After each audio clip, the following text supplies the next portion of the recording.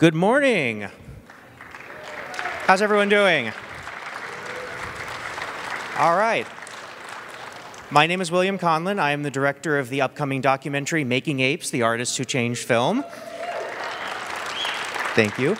Thank you all so much for being here and celebrating 50 years of Planet of the Apes. All right.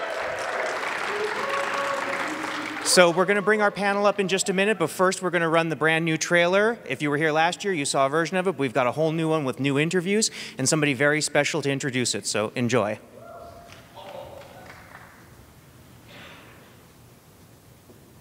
Hello, it's Guillermo del Toro, and I enjoy Making Apes here at Monsterpalooza. A planet where man is the lowest order of living things, and the superior beings are apes. Planet of the Apes. I knew that we were working on a movie that had never been done before on that scale. I had no idea it was going to be a groundbreaker like it was. But I know it had been tried before, and it was a flop. The studio was very, very uneasy with it. It never even entered my mind that this was going to be the kind of iconic production it has turned into. Cut up his brain, you bloody baboon! The star of the film was really the makeup. John Chambers hands me the script and he says, "Tommy, it's you and me." Tommy Berman, he's the one that was responsible for telling them to get me. I was available. He said, "I'm going to win the Academy Award." It really showed me the breadth and depth of what science fiction was. That's really like the film that started it for myself, and I'm sure almost everybody in my generation. Nobody had ever seen anything like it. That film launched so many people into the direction of doing makeup. You weren't watching people wearing ape masks, you were watching real apes. This is amazing. I said, these are real apes. Wait a minute. I'm relating to these, they're apes. I think the Planet of the Apes, they had a theatricality that made them parables of the social problems of the time they were made at. And this script said, "You idiots, you keep fooling around and you're going to blow everything up." You know, it was a film that made an impression. How could it not? Every time I watch that movie, I still carry a piece of that, right? The worldwide nerve that it struck. The makeups were pretty outstanding. I don't know one makeup artist that has been like, please, Planet of the Apes. Hundreds of technicians and the largest number of makeup artists ever assembled. I remember it was a big hit, and the people were very excited. And the studio went, sequel, you know, right away. And I have the dubious distinction of being the only actor who got to play 3 different apes.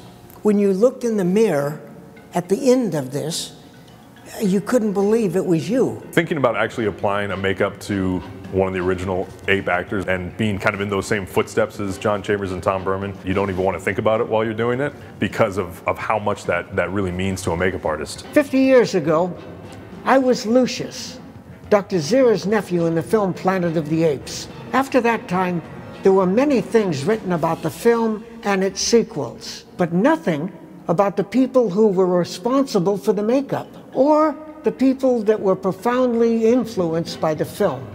This is their story.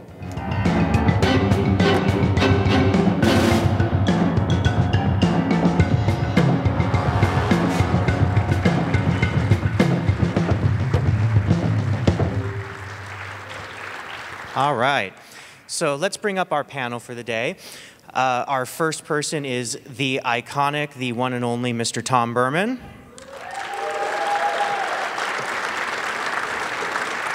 With a friend. Next up we have Lucius from the original Planet of the Apes, Mr. Lou Wagner.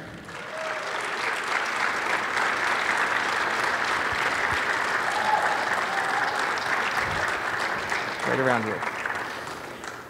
Next we have from Battle for the Planet of the Apes, the son of Roddy McDowell, Bobby Porter, and from the TV series.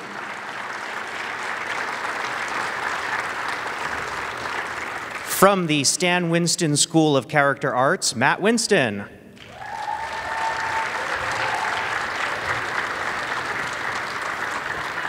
one of the brightest stars in makeup today, Mr. Vincent van Dyke. And to give us a historical perspective, historian and author Scott Essman.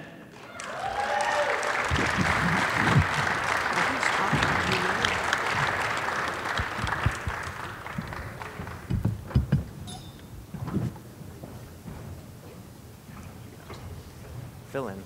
So we have 4 mics, so we're going to do some trading as questions are asked.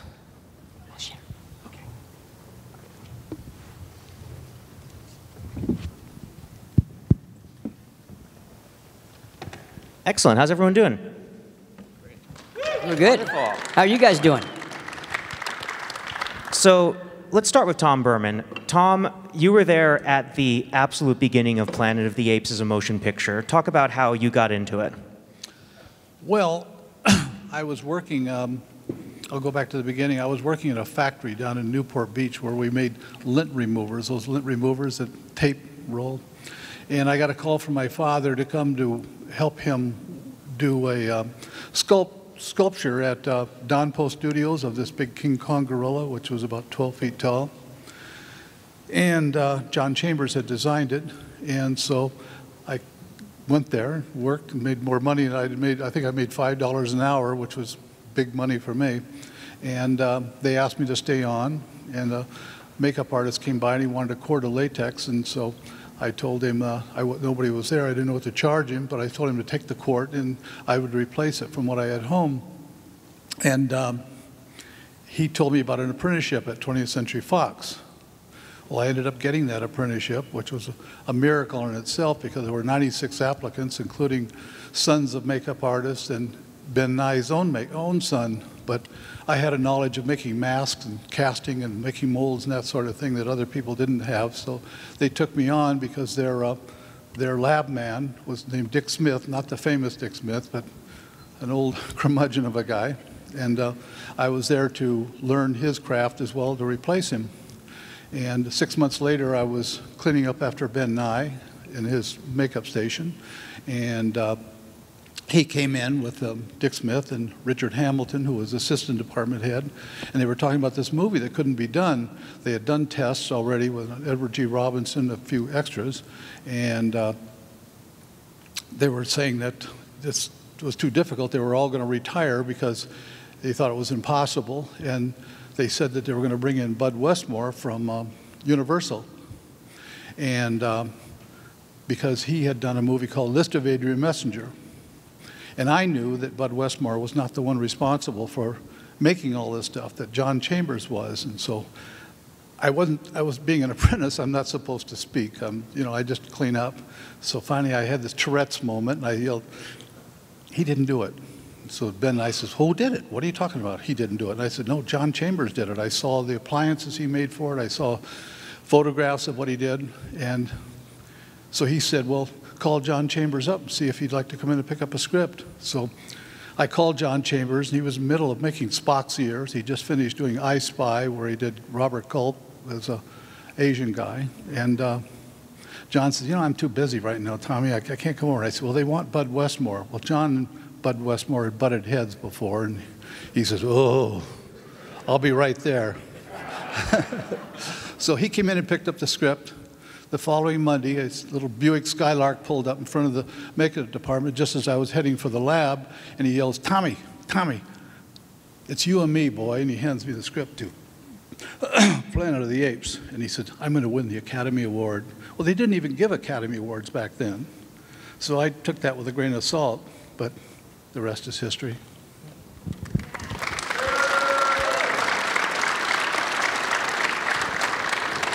Lou, I understand you had a great audition with Franklin Schaffner. Can you tell us about that? Say that again? You had a great audition with Franklin Schaffner. Can you tell us about that? Yeah, when you go in for a film or TV, usually the first interview is with the casting director, and they weed you out whether you're worthy to go to meet the director or not. This was very strange because this was a meet the director bypassing everything else. So I just went in to meet him, nobody knew anything. They knew it was going to be a big film, but, you know, the script was totally under wraps. Nobody could read anything about it. So nobody really knew, except the people that read Pierre Boulle's novel, knew anything about it. So Franklin asked me a whole bunch of questions, just different things about my life, what I liked, what, you know, sort of gleaning who I really was, you know. And it was about a 20-minute interview. And he said, at the end, he said, I notice your eyes are hazel. We're going to have brown eyes. Do you wear contact lenses? And I said, no, I don't, but I will, you know. And he said, okay, well, thank you, nice meeting you. And I went home, and my agent called me and said, what did you tell him? And I thought, oh, I blew it. I said, you know, we just talked, you know. And she said, you got the part. And that was the easiest part I ever got, and the most important.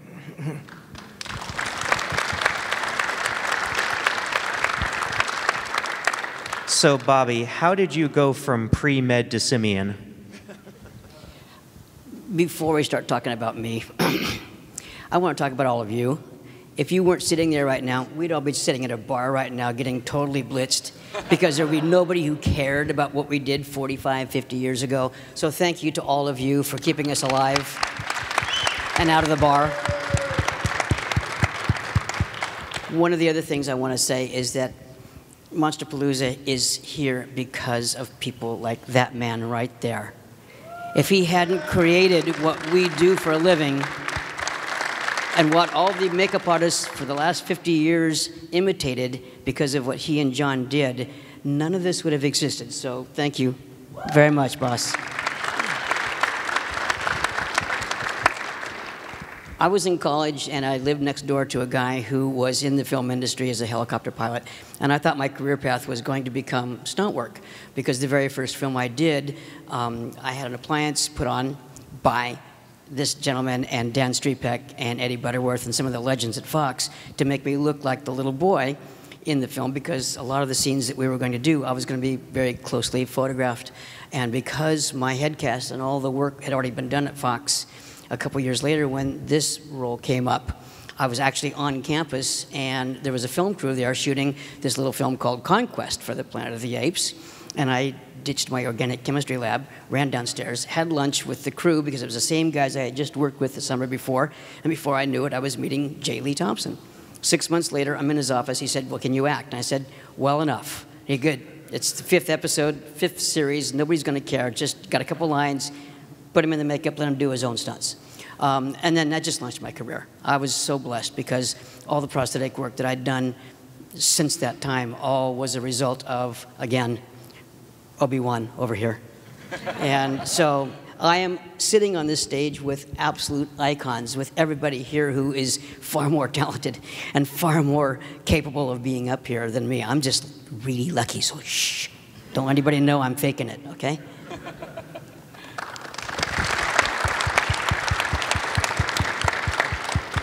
So for the three of you, it must be pretty surreal to be at the 50th anniversary of Planet of the Apes. Can you talk a little bit about being at a half-century mark? That's you, boss. Well, you know, I was just thinking, Lou and I are the same age. We were 26 years old back then. Wow. So, you know, it's what's so wonderful is this, it's such an iconic film, and it resonates in all of us. It resonates in, I think, everybody, the whole story. And I knew from day one that it was something that, I didn't know about how long it would last, but I knew it was really an important film, that it would change the way the producers, the directors, the writers looked at film, because it seemed, you know, it was such a difficult film to get made. Arthur Jacobs shopped this thing. He bought the rights to Pierre Boulle's book in, I think, July of '63, and he had he tried Marlon Brando. They tried to entice him to do the movie. They tried Paul Newman. Blake Edwards was going to direct it at one time. Warner Brothers was going to do it, and then they turned it down. Every studio ended up turning it down. It got so bad that Richard Zanuck had actually put up some of the money to buy the rights to the book, but he heard about it so much from Arthur Jacobs and Mort Abrams that he said, if I hear any more about it, I'm going to throw you off the lot. And Arthur Jacobs had just finished Dr. Dolittle, so he was in pretty good standings, but he became a pain in the neck. And so it was one of those films that almost happened by mistake, because it was very difficult to get people to believe in it. Everybody thought it was too much money. Science fiction films were not making that much money at that time. Most of the studios were in some trouble, and so it's a miracle. It really is.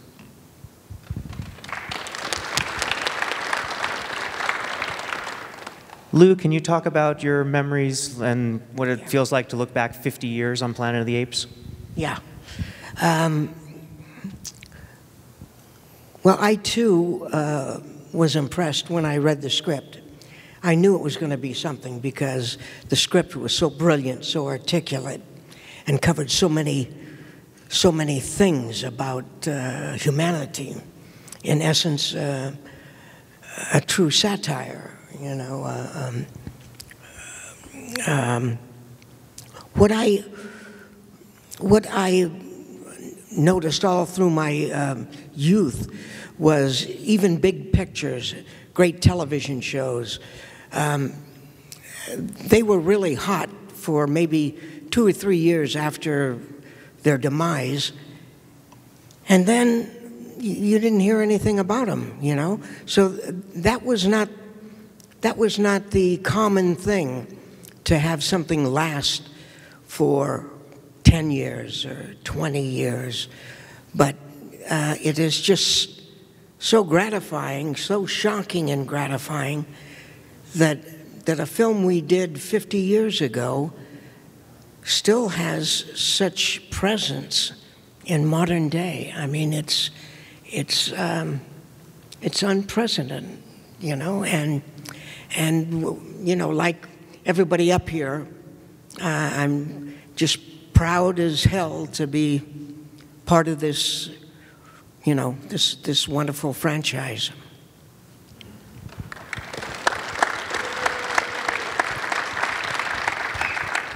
Bobby, one of my favorite things about watching you at events like Monsterpalooza is your interaction with the fans, because, you know, you have such a great rapport with them. Can you talk about the fan interactions that you've had in the 45 years that you've been involved in Planet of the Apes?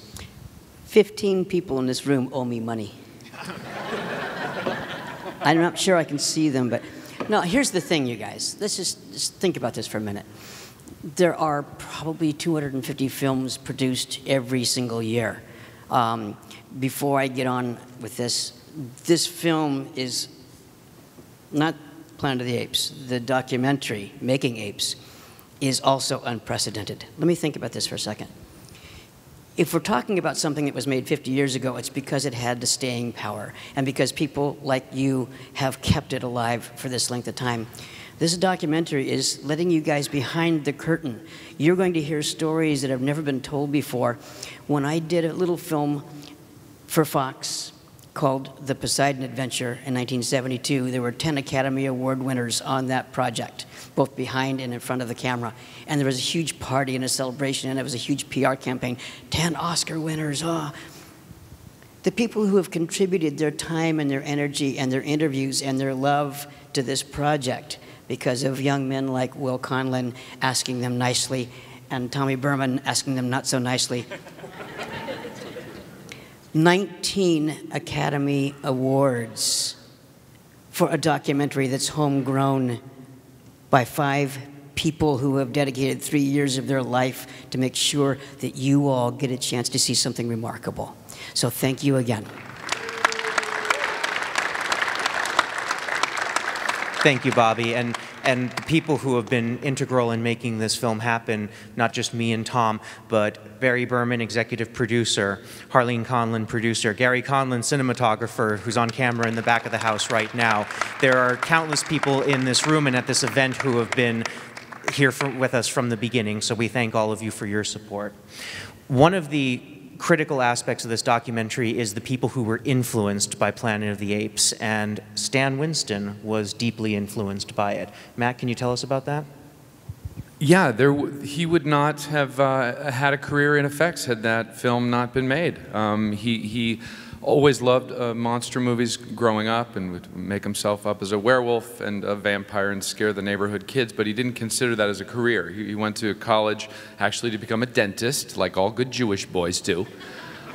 But after about a year of that, he said, Mom and Dad, I can't do this. I'm going to be a fine arts major with a drama minor because I want to be an actor. That's what he really wanted to do. So he came out to Los Angeles when he graduated to be an actor. And you know, he didn't have any connections, and he didn't have much luck getting any work doing that. So he was selling encyclopedias door to door and teaching babies to swim, and he was a bouncer at a bar, even though he was a 5'8" little Jewish guy. I don't know how he did that.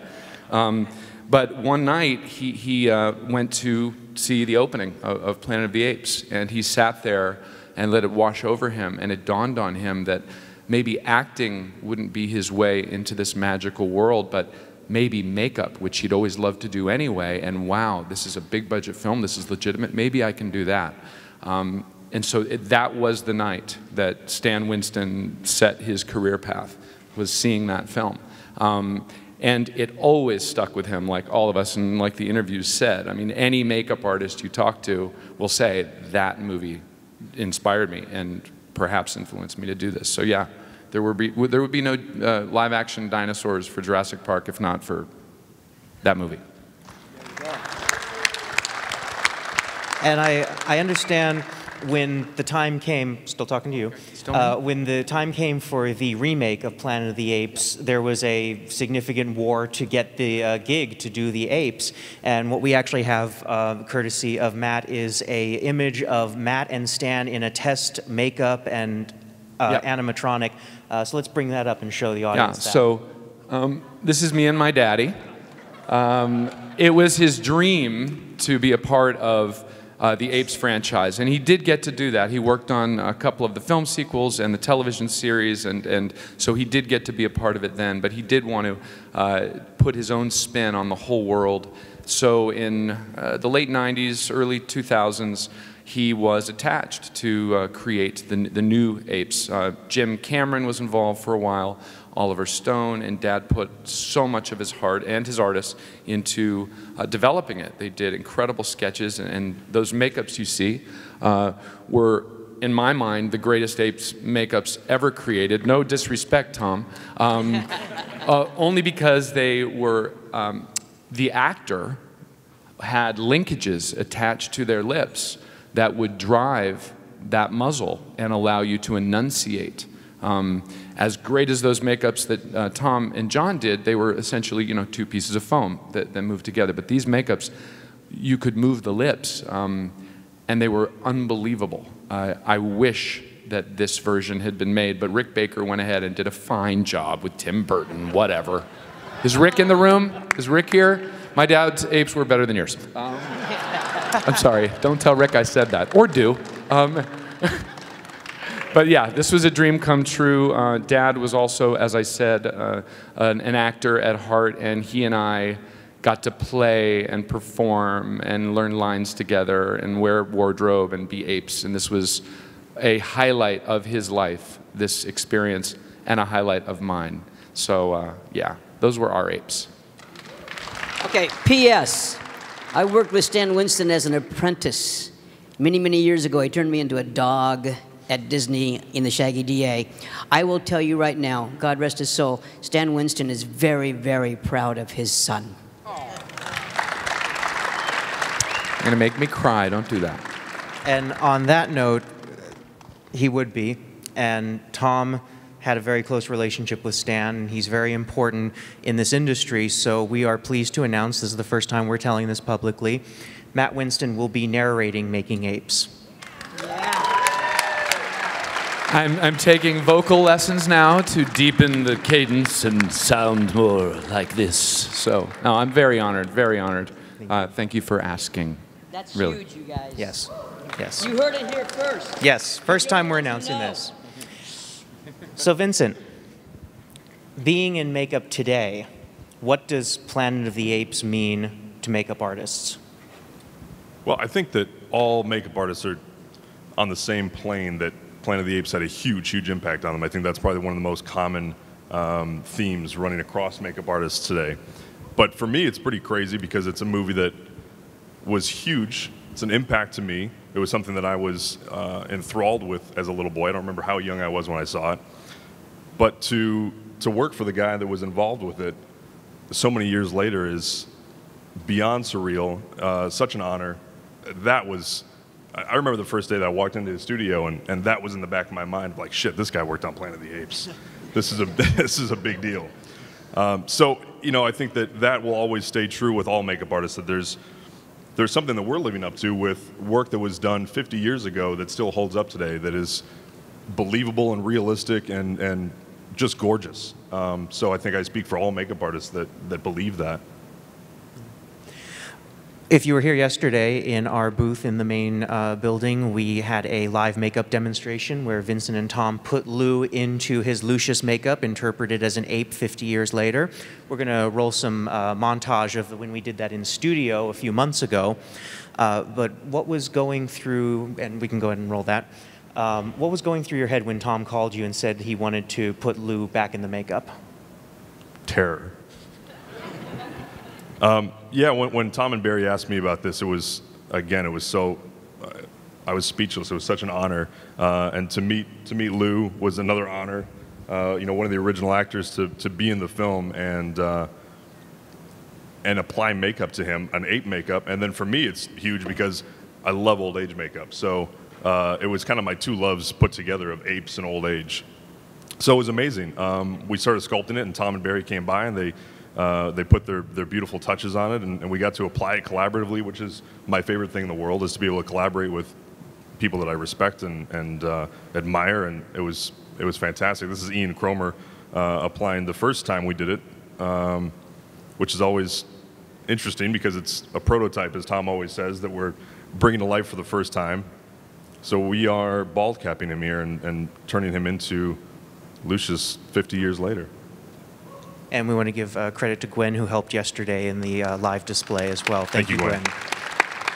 And a lot of people at my shop. I mean, Carl Line made the molds of these pieces. I don't remember who ran the pieces for this one. Gwen ran the pieces yesterday. Manny probably did. So a lot of people involved with this. And Sasha, my fiance, tied some beautiful hair pieces. So Lou, how did it feel getting back into the makeup 50 years later? It was like I was 50 years old. It was really interesting. And you know, yesterday's makeup was better. You know, I don't know if that's the right word. Yeah, it was better. It was the second time is always, you know, the but first it was time better is kind of shit. than the one we did that you're watching right now. He changed a lot of things. I'm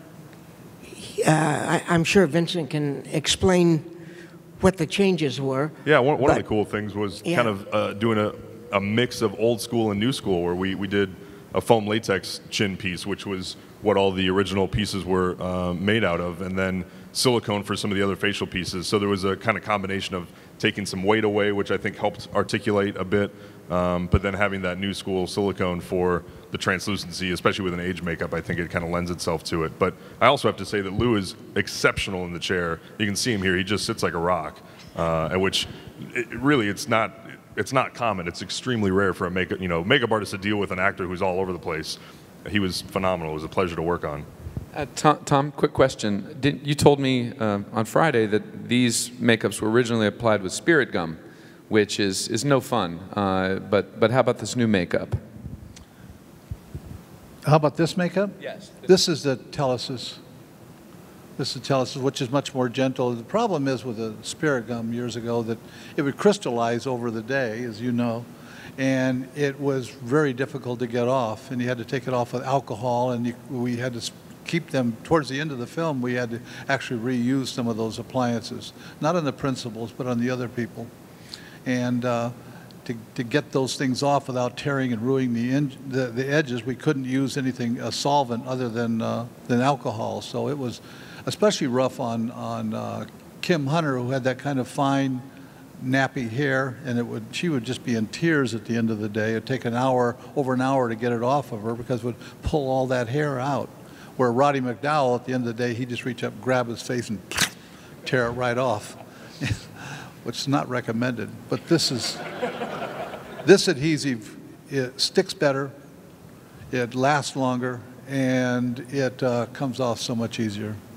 Sometimes the application, the removal of the makeup was easier if the alcohol was consumed rather than poured onto the appliance. Very true. It's very true. Tom, can you talk a little bit about what was going through your head as you were doing this makeup on Lou 50 years after the original? Well, you know, I was just tickled to death that Vince was doing it because I know his work is, you know, from, I think, what were you, 15 when you came to our studio first? Yeah. And he's just turned into one of the premier people, Mike, thanks to you, in the world. And Barry. And so it was such a pleasure to watch him put this on. I, you know, had total confidence. I didn't even think about it. And it was nice to see, you know, the idea that Lou was, you know, 50 years later in telling this story, I think it would be wonderful to have a piece of film where he could tell the story about how his mom and dad, Zyra and Cornelius, you know, kind of a little 15-minute film would be great to have him tell that story about his family and how it was pre-Planet of the Apes. So here's a cool thing that I just realized just now, is that you said you were 26 when you worked on the film. Well, I was 26 when we were doing this. Yeah. Wow. And that's pretty interesting that, you know, it's kind of a full circle thing. Things just got really spooky in here. So while we continue to watch this footage, Bobby, I know you've got an interesting story about wearing the prosthetic and trying to mimic Roddy when you played his son. Can you talk about that? 50 years ago, technology, the word technology, was basically applied to what these guys were doing. The craft of makeup was kind of just something you had to go through to get ready to go onto a film set. The makeup suddenly became the star of the project, and in such mass quantities. Instead of just having one actor who was in a remarkable makeup, Lon Chaney, you had an entire cast. And one of the things that I learned the very first day when I was working with Roddy McDowell was his makeup. He had been in it for so many times. He had found a way to make it much more expressive.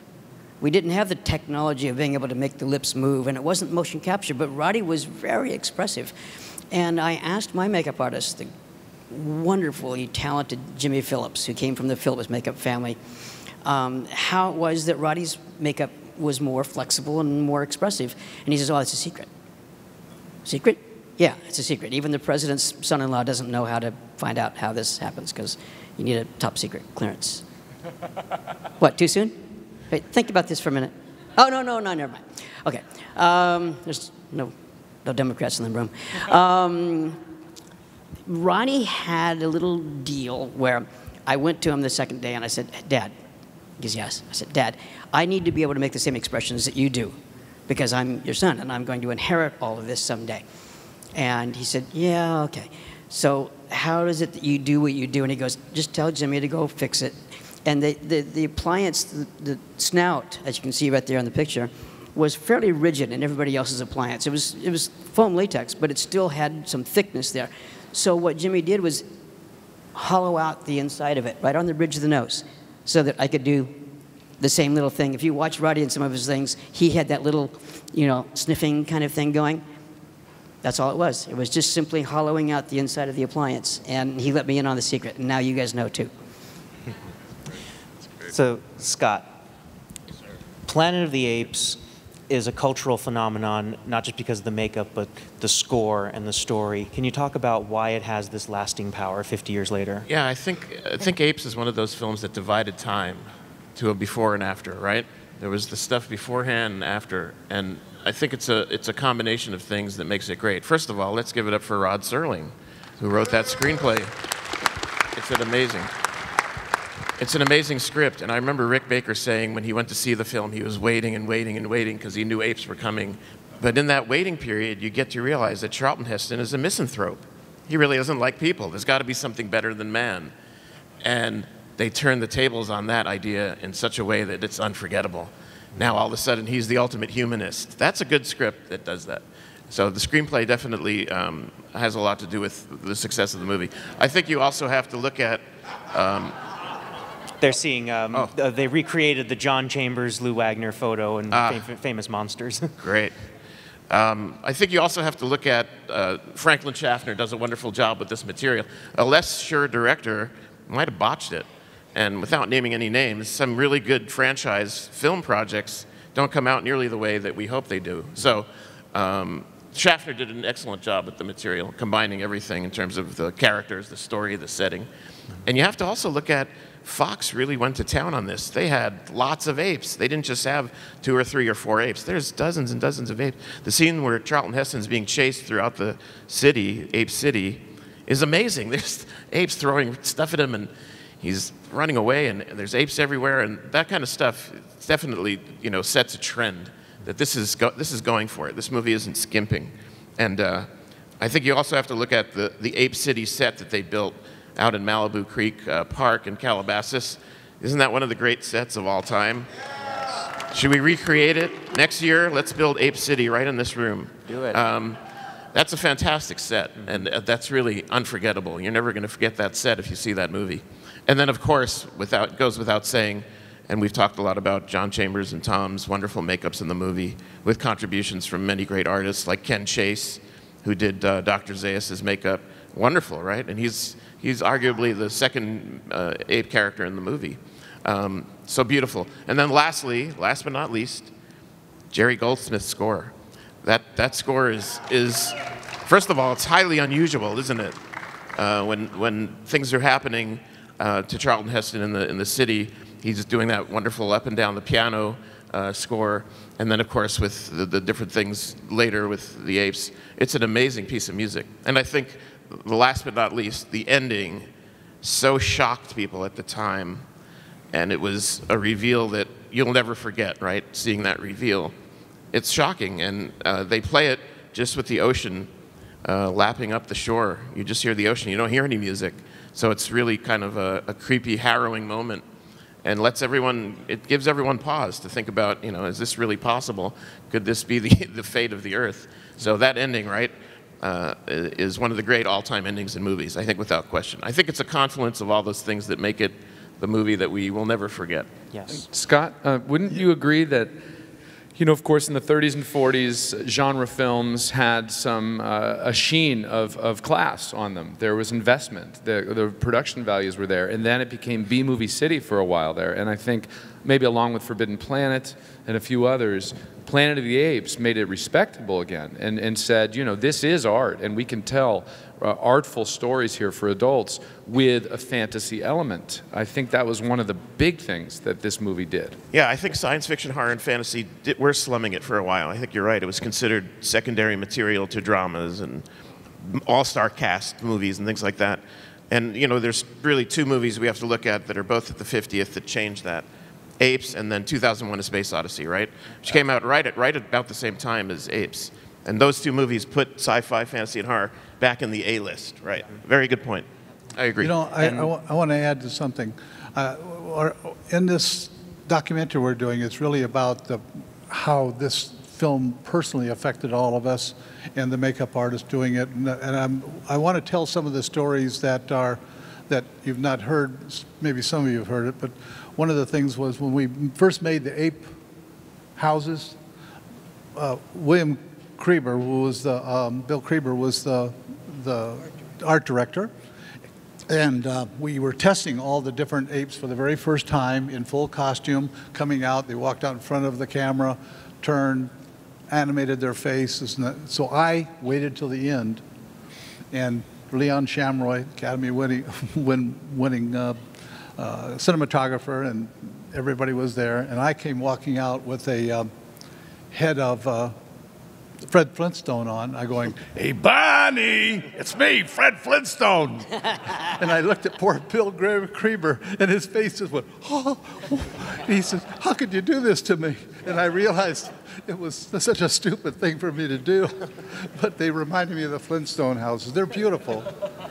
And the other thing I want to tell, these are some of the stories of Charlton Heston. Charlton Heston came in one day into the lab, and he told John, John knew him from Beauty and the Beast from NBC years ago. And so Charlton Heston comes in, he's watching John sculpt one of the ape faces. And he says, "You know, John, I'm an amateur sculptor myself." He said, "I'm not quite as good as you, but that's what I like to do." And he's looking through John's tools. Now, John couldn't stand anybody ever touching his tools, believe me. I had to ask permission to use anything. And John's going, "Oh, yeah, Chuck, yeah, okay, yeah, you're good." And so Chuck's going through these things, and so he said, "You know, I got a wardrobe fitting, and I need to go to the wardrobe fitting." And John says, "Oh, okay, Chuck." He said, "Do you see my number 7 dental spatula?" Chuck said, "No, I put everything right back." And he said, "Oh, really?" He said, "Check your pockets." "No, I don't have it." "No, that pocket." Oh my God, I must have put it in my pocket." He says, "Have a nice day, Chuck." Moses. I thought, here's Moses. Moses is stealing a number 7 spatula. What's wrong with this picture? So, speaking of John Chambers, Scott, you organized a very special 75th birthday party for John before we lost him. Could you talk a little bit about that? Sure. What we did is, well, first of all, I went to visit John at the Motion Picture Home in Woodland Hills. You guys are aware of that facility? And lots of old-time actors are in there, but also everything from stunt people, makeup people, effects people. And I went to visit him out there, and he had had a stroke. In early '96, late '95, John Chambers had a stroke. So I went to visit him, and he was in the hospital wing. But he was starting to get to be able to talk again, because it paralyzed part of his body, half of his body. And I'm starting to talk to him, and he's got these great stories. And, of course, not only Apes, but all the years he spent in Hollywood doing all kinds of things, from Spock's Ears to, as you said, I Spy and Mission Impossible, all these great films and TV shows. And I started to think, you know what? I bet no one's seen John in a while. I think he's been shut out here for many years at that point. And to the best of my knowledge, I think he retired when he turned 60 in 1982. Anyway, it had been many years, 14 years or so, excuse me, since anyone had seen him. Sorry. And I said, why don't we do a party? And then it started to dawn on me, wow, 1997, the next year, is not only the 30th anniversary of when they made Apes, but it's his 75th birthday. So we did the party. It was actually the day after his 75th, but the next day. And I invited everyone I could think of. So obviously all the Bermans were there. Max, who's sitting out there, was a little boy, Max Berman. And I invited, all the stalwarts of makeup, but also people he had influenced, who he didn't even know. So some of the younger folks, who he had never even met, got to come. And I brought everyone up to the podium, and they got to say what John had meant to them. Not only his work, but him as a person.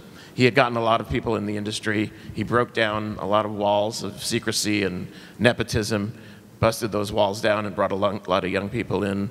And everyone got to say their piece at that party, and I filmed it all. There's a bit of it in the trailer we saw. So it was an exciting day, and for me it was very special because I got to give him what otherwise might not have happened until his funeral, sadly to say, right? So it was nice to do it while he was alive, and he passed 4 years later. But I'd go out to the Motion Picture Home just to say hello, and he'd say, "You hungry?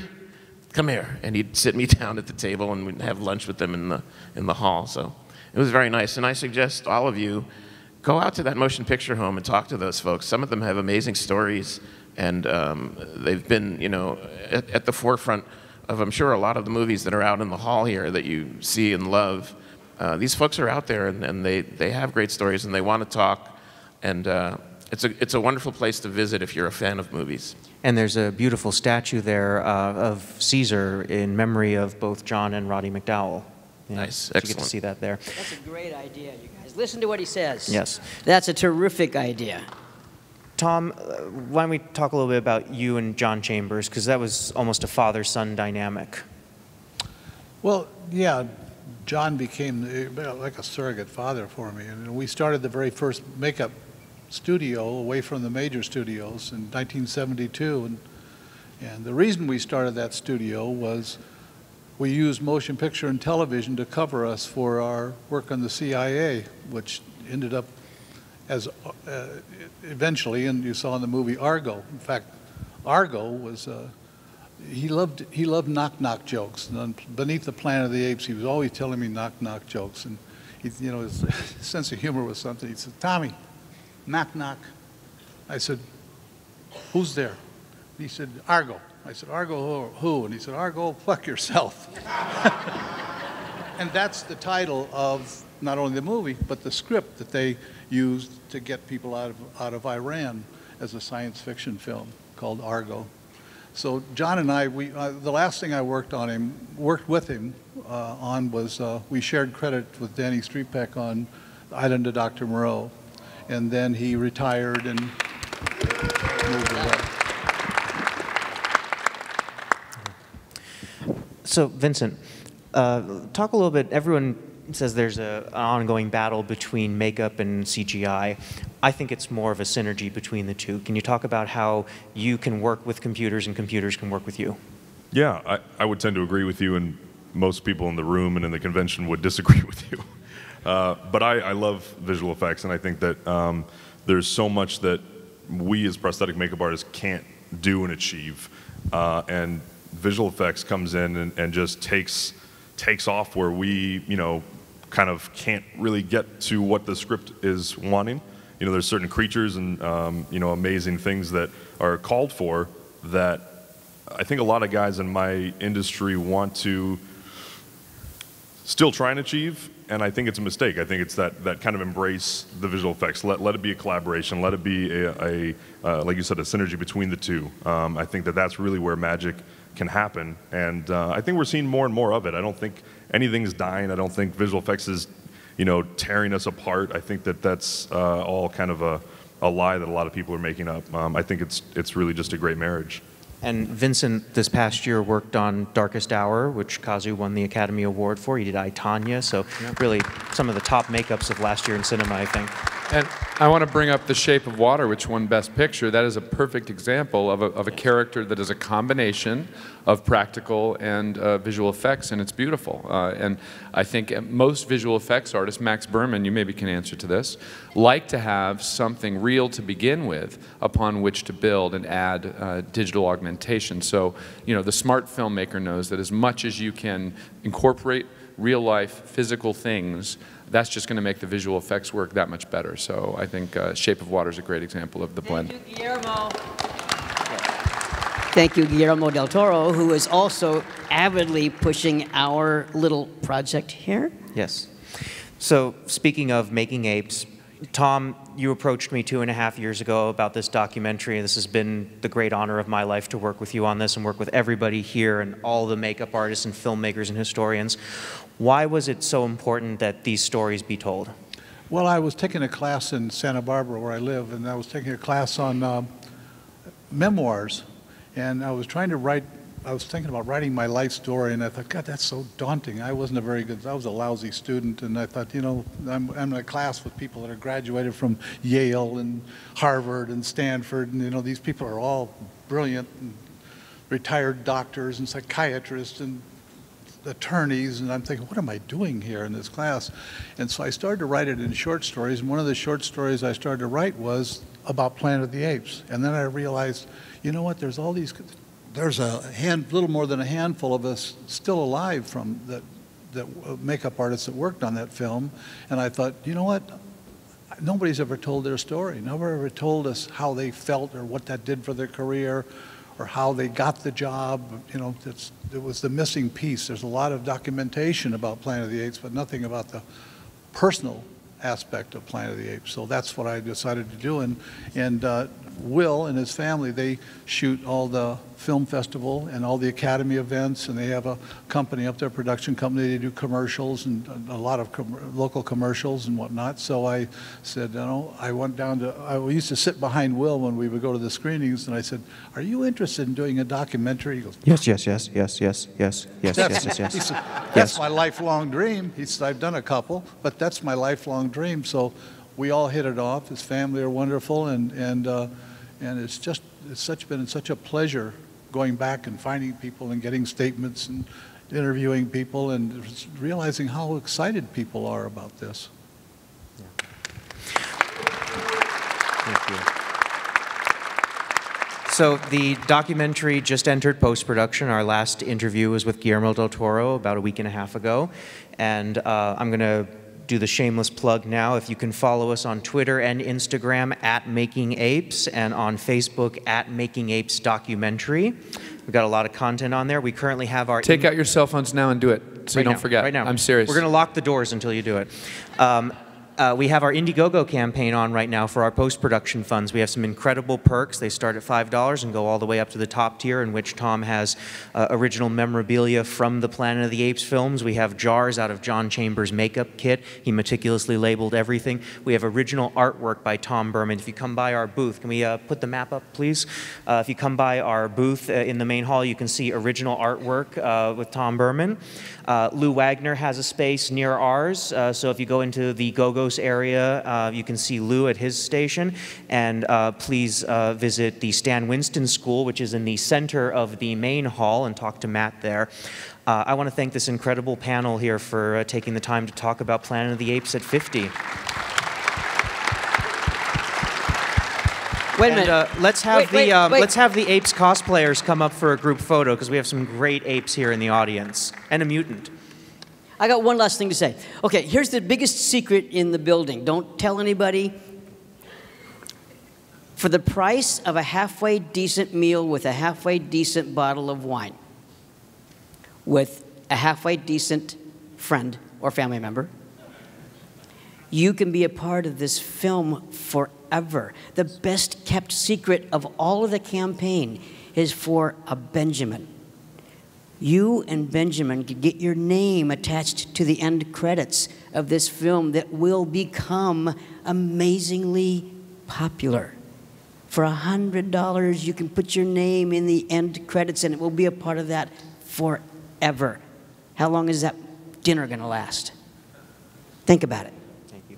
Come over to the booth and talk, meet Tom Berman, meet everybody who's up here, and thank you all so much for being here.